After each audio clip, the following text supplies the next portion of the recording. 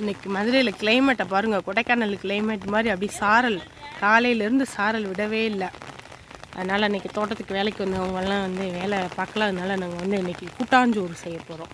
கூட்டாஞ்சோறு என்ன பண்ண போகிறோம் அப்படின்னா வந்து அவியரிசி. அவியரிசி அப்படின்னா நிறைய பேருக்கு தெரியாது. இருங்க நாங்கள் எப்படி செய்கிறோன்னு பாருங்கள். ஃபஸ்ட்டு பச்சரிசி எடுத்துக்கணும். பச்சரிசி எடுத்து இப்படி கொஞ்சம் நேரம் நனைய வச்சுக்கணும். ஏலக்காய் சுக்கு எடுத்து வச்சுக்கணும். ஏன்னா ஏலக்காய் சுக்கு தேவையான பொருட்கள் பாருங்கள். பச்சரிசி ஊற வச்சு கழுவி வச்சுருக்கோமா, அது லாஸ்ட் வர ஊறிட்டே தான் இருக்கணும். அப்படி அள்ளிப்பட்டோன்னா நல்லாயிருக்கும். அதுக்கப்புறம் வந்து இது ஏலஞ்சுக்கு பொடி.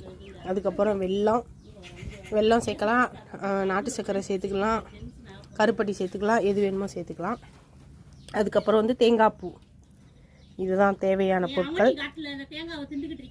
இந்த தேங்காய் பூ ஆட்டையை போட்டு இங்கே பாருங்க. ஒருத்தன் என்ன பண்ணுற மனோஜ், என்னப்பா பண்ணுற? இந்த மாதிரி நல்லா கொதிக்க விட்டு சர்க்கரை பாகை இழுத்துக்கணும்.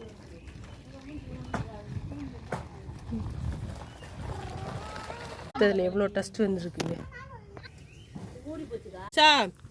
அதில் வந்து இந்த ஊற வச்ச அரிசியை எடுத்து உள்ள போடுறோம்.